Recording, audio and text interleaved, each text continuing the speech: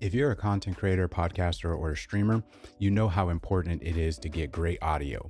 The Maono PD300X promises studio quality sound at a price that won't break the bank. But is it worth it? Well, today we're going to be deep diving into everything you need to know about this microphone before you hit add to cart. But spoiler alert, you're going to want to stick around for the mic test. So first things first, I have covered other Maono products in the past, but this one by far surprised me in its build quality. The Maono PD300X looks and feels actually premium when it comes to the actual overall build quality of the microphone and its shock mount. With it, you got a all metal body that's surprisingly lightweight but sturdy. The design is minimalistic and professional, but you also have it perfect for content creators who want a clean setup that's a dynamic microphone, so it's built in to focus on your voice and block out background noise. There is actually a bonus with this microphone that we've been seeing with a lot of budget microphones, and that's being able to use USB and XLR connections. You can use it right out the box or upgrade your setup later, which again is a bonus. It features a gain knob as well as a mute button right on the mic for a quick adjustment. But trust me, these little details matter when you're live streaming or doing a recording session. Setup is a breeze. You can plug it via USB and you're good to go. No drivers required. If you want a little bit more advanced control and you want to use it with XLR, it's compatible with audio interfaces that allow you to hook up XLR microphones. Plus, you get access to Maono's link if you want to use it with the USB connection, where you can fine tune your microphone. And whether you're adjusting just the EQ or adding some compression, the software is super intuitive. And it's actually way better than the software when I checked out the Maono PD200X, which I just recently shipped off to a friend of mine. Now I kind of wish I waited for the PD300X to ship it off to him, because the software control on this microphone is actually crazy. And it looks like they've been taking my feedback, because I've been having issues with Maono, just to being transparent, as far as dealing with their social media representatives.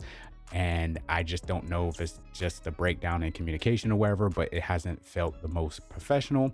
But dealing with them and getting this microphone and seeing other people's reviews and looking at the software, it looks like we're at least heading in the right direction. So I'm glad I was able to get this for a review. All right, so let's get to the part you've been waiting for, the sound quality. Here's what the Maono PD300X sounds like raw with no processing. All right, so for the Maono PD300X, this is what the software looks like with the actual Maono Link software. What you have to do is go to the website and you can pick on the microphone that you picked, and you scroll down and you'll see a downloads tab for the software. You'll click on that and then you'll pick the corresponding microphone that you have. There are other microphones listed that you can purchase from them, and XLR interfaces and everything like that. But I think every single software is going to be different, because some of the microphones have USB connections. They also have RGB built into them. So they're going to have a section for the RGB lighting, like I've seen with the Maono Link software for the PD200X. I'm not sure if the software is still the same or it got the quality of life improvements like the Maono PD300X has in its software. But I no longer have that microphone. I gave it to a friend of mine who potentially needs that kind of microphone, because he didn't have any other microphone that had software capabilities. And that microphone was the only one I had that was USB, that didn't need an XLR interface to get decent sound quality out of it. I kind of wish I would have waited and got this microphone, did a review, and then sent it out to him, because I think it's good with the software, and we'll get into that a little bit later. But what's on offer here, as you can see under the basic tab, you do have the gain, which I bumped up a little bit from the previous raw testing. And then you have all the other audio monitoring and improvements and stuff like that you can do, noise gate, all that stuff. And based it on the mic monitoring, I didn't notice a delay that would trip me up as far as listening to myself talk. I know that's important to some people, but like I say in all my microphone testing, I do not listen to my voice while I'm recording or live streaming. I usually check that stuff before I do. So it's just kind of weird to me that people want to listen to their voice, even if it's at a lower volume, to hear what's going on and all that stuff. If I need to, then I'll listen to my live streams, or I'll click on the headphones or wherever with the Beacon software, listen to it for a little bit, and then, go back to whatever I'm doing. But actively listening to it while you record or live stream, it's just kind of weird to me. I don't know. It's just not something that I do. So I don't understand why people have a problem with a little bit of latency or something like that. But just from my testing and somebody who doesn't do it often, I didn't notice any kind of great latency or a problem or issue like it was going to trip me up while talking. But some people have that skill. Some people don't. Some people, I forgot what it's called, but when they're listening to herself and there's a slight delay, it trips them up in talking and their words and everything. I didn't notice it with this microphone. Doesn't happen to me. I don't have that issue. But at the same time, I don't think you could take my word for it because that's not a practice that I do. So again, take it with a grain of salt. It is what it is. Other than that, let's go ahead and jump into the advanced tab where this microphone really shines with the USB connection. All right, so as you can see over here, we have different sets or presets from the manufacturer. I like the mid boost. That's just me because I have a deep, muddy voice and I like to accent that when it comes to microphones. Some people don't like it, so we'll go through what's available here. You have the flat, and this is the way it sounds, just flat, meaning nothing's really done to the microphone at all. You have the low cut, again, gets rid of those early low cut rumbles and stuff like that. Again, you can look up on YouTube EQ, like wavelengths and settings and all that stuff to figure out what these actually really mean. But if you're looking into microphones, you probably should be already doing your research on EQ bands and all that stuff. And I'm not an audio engineer or somebody who really can deep dive into this kind of stuff. So you're probably going to have to watch another review anyways. And on top of that, you probably should be doing that anyways to be able to make an informed decision on your purchase, not just watching one video review and, going from there. Again, be a smart consumer. With that being said, we're going to move over to the low cut, and I'm guessing this is a mid boost. Again, this window cannot be resized. This is one of the downsides. I would say Maono needs to push this with a firmware update, being able to maximize or change the size of the window. This is pretty much what you get, and I blew it up in OBS just by changing the scene or wherever, because I'm window capturing to make it big so you guys can see. So yeah, it's not fun. Up top, you can see a little ad there, so you can add a new preset and then you can delete it and you can go in and change some things. But this is the original sound. You can't even change this original. It won't let you make changes. You have to make your own preset. I don't get it. Down below, you have a compressor, and this is what it says. If you need to pause and read it, that's what a compressor does. And then you go over here to a limiter. Again, pause and read if you need to, and that's what a limiter does. Now let's go ahead and jump into the actual, I would say, more advanced tab that actually can be maximized and resized for whatever reason, but this window can't. It's stupid. All right, so here we are in the more advanced tab, I would say, to be able to mess with the EQ bands. It's pretty much standard what you would see here.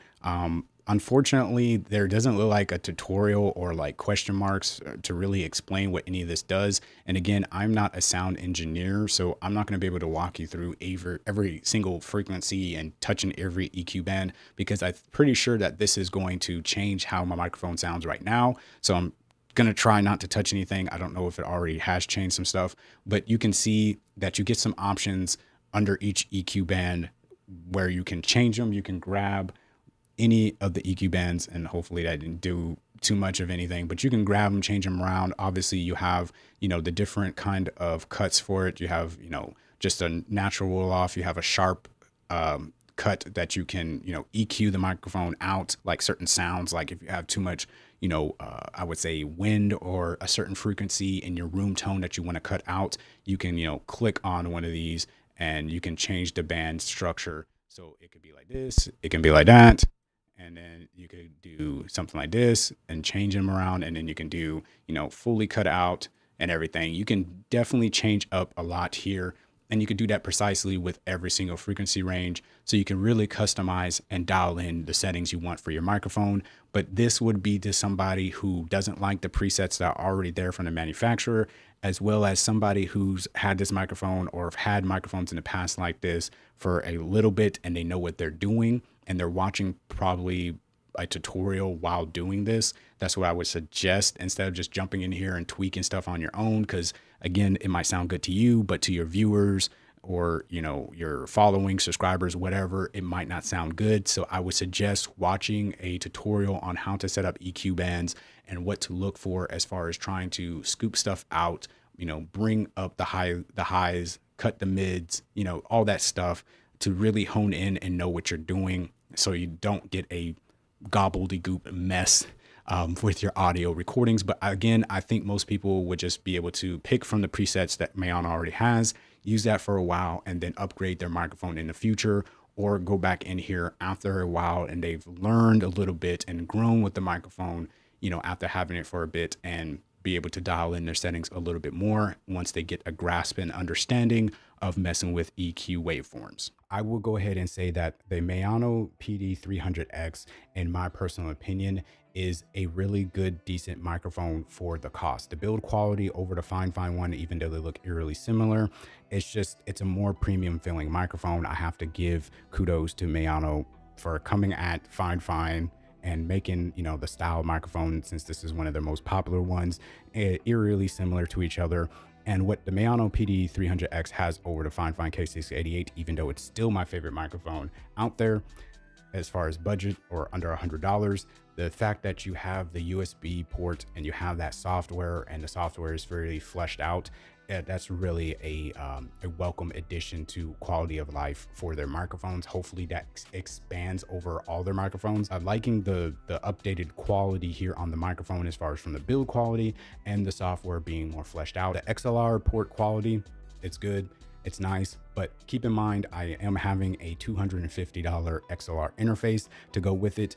My takeaway from it is these cheap budget friendly microphones that are under $100 or at $100, 9 times out of 10, unless they're from a reputable brand like the Rode PodMic or something like that that's known for audio, I would suggest not getting a XLR interface under $100. I would stick between $100 to $300 for entry level XLR interfaces, just to make it make sense. Because at this point, with this microphone in particular having USB software, it would make no sense to not use the software and then get a $50 audio interface for XLR, and then you don't have stuff like a limiter, a compressor, all the other tweaks and stuff like that, because most of the time those XLR interfaces don't have software and they don't really have that much controls on it. So then you're going to introduce all the echoing and room ambiency noise and all that stuff or whatever, and then in your editing software you're gonna have to take all that stuff out or apply those VSTs and plugins to OBS if you're live streaming. It kind of defeats the purpose. So I would just stick to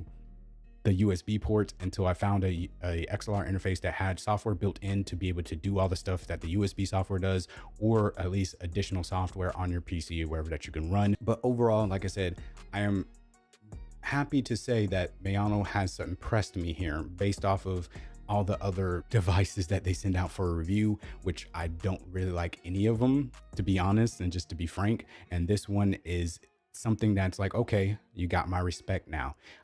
Would I still recommend their microphones to like my personal friends and stuff like that? At $100, yes, the USB software is nice, but typically, even with this stuff, XLR frequencies and XLR cables and stuff like that are typically just way better. You know what I'm saying? Of course, there's probably thousands upon hundreds of content creators out there that are still using USB microphones. Some of them have software like the Shure MV7. You have other, companies out there that have USB microphones like the Beacon mic, that have software and stuff like that. So, that's something that's argumentative as far as like, is XLR still better than USB? But in my personal opinion, it's just depending on the quality and what you're looking for. So yes, I think the USB with the software and this microphone is going to be serviceable. I think it's probably the only real dynamic microphone out there that's at this price point that has accompanying software like this, because the only other mics that come into my knowledge as far as being USB and having software and being around $100 is the stuff from Elgato, as far as like their Neo set and all this stuff. But those are not dynamic microphones. And I should stress that most content creators out there use dynamic microphones, even if they have a software or XLR interface, because 9 times out of 10, new content creators or people who don't know and haven't done their research, they're not getting acoustic treatment for their room and stuff like that. They're gonna have a lot of echo, they're gonna have a lot of background noise, AC kicking on, whatever it may be. The pets, significant others, children, and all that stuff is going to go into your live streams, your recordings, all that stuff, even though those microphones tend to have a natural tone from your voice back into your vocals. A dynamic microphone is going to cut out that stuff, but then you can EQ it to bring it back in, and the highlights, the mids, the lows, whatever. So again, it's out there doing research and knowing what you're supposed to be doing as a content creator anyways. again, I can't stress this enough. If you are going to use this microphone and then get a XLR interface in the future, go with something, again, that's not 60, 50, 80 bucks or 100 bucks. I would stress to go from 150 up. I don't think these microphones are supposed to be used for podcasts. They're just content creator, like voiceover microphones or live streams. I wouldn't use any of the microphones that I have for a sit down podcast like that. If I'm having multiple guests, the only ones I would probably use if I was in a pinch is the Shure MV7X. Or if I had another Beacon microphone or wherever, I would do that, because at least I can tweak it and save it to the actual microphone itself, even though I don't personally like the sound of it, but I've been told people like the sound of it. So, you know what I'm saying? Like, I would do that, but I would not use this microphone for podcasts. It's just those highlight buzzwords. So when you look this up on the internet or on Amazon, these microphones pop up, but they're not usable for podcasts. I would stick to Audio Technica, Lewitt, Rode, Mackie microphones, like Shure microphones, those kind of audio companies, because that's what they do.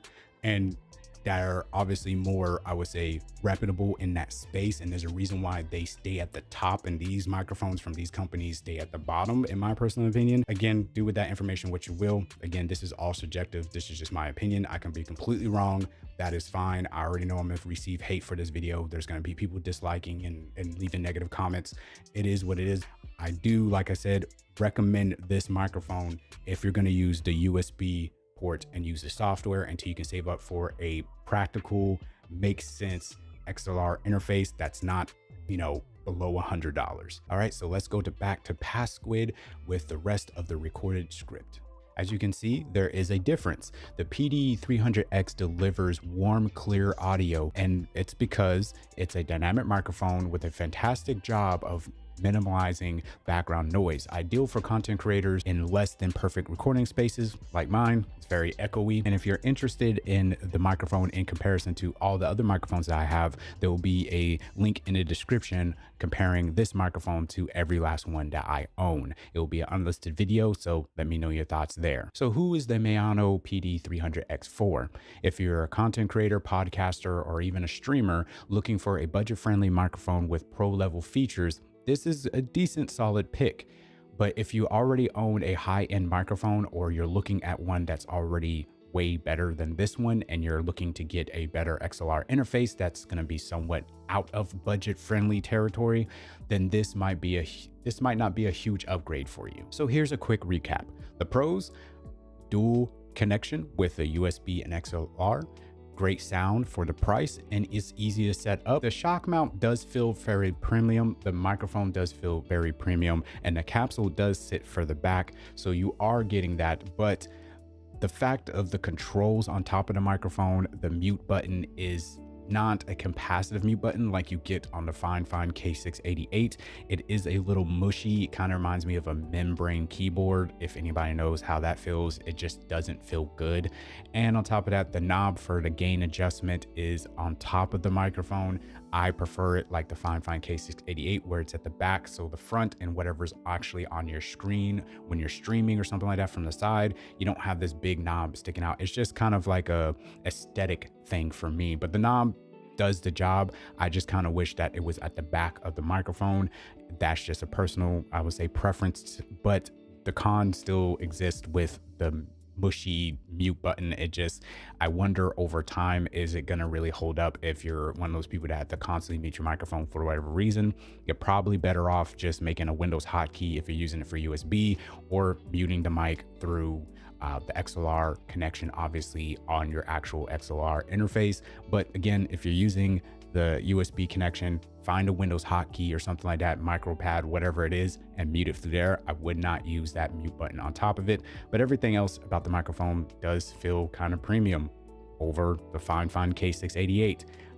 But the Fine K688 does have other color options, and it looks nice, especially in white. But the Maono here, I have to 100% say that it looks fantastic in comparison to the Maono PD200X. I kind of flamed that microphone just because of the color mismatch, the overall plasticky and just non-premium feeling, or even budget-friendly feeling microphone. That one felt like you went to a Dollar Tree and paid $1 for it. this one actually feels like you're getting somewhat your money's worth. I was very, very surprised taking the microphone out the box. But again, the only con that I would actually say is the fact of that mute button at the top is very, very mushy. Doesn't feel like it's going to last over time. Again, if you're going to constantly click it. So with all that being said, the Maono PD300X is proof that you don't need to spend a fortune to get audio studio quality sound.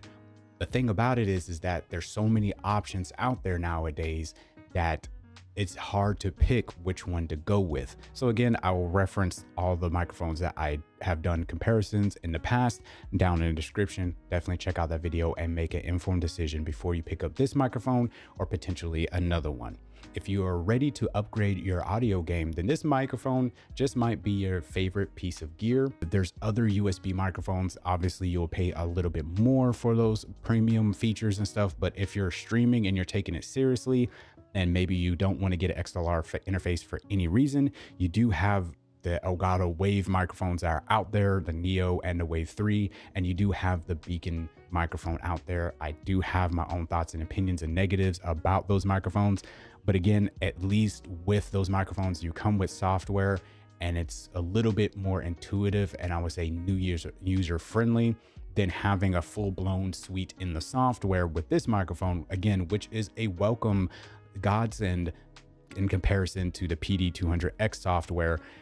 But you're gonna have to sit there for longer, I feel like, setting up the software with a microphone like this than you would have to with those other competing microphones that I mentioned from Elgato and Beacon. So it's kind of like pick your poison, which one's the right for you. Do your research, make an informed decision before you go out and purchase and use your money, because that's the whole point of this channel. So hopefully I was able to help somebody out in a certain way. But if you are dead set on this microphone, don't forget to check out the link in the description and grab yours today. And while you're there, hit that like button and subscribe for more budget-friendly gear reviews. And I'll see everyone in the next one. Y'all take care. Have a squid-tastic day. God bless you and yours. And deuces, everybody. Much love.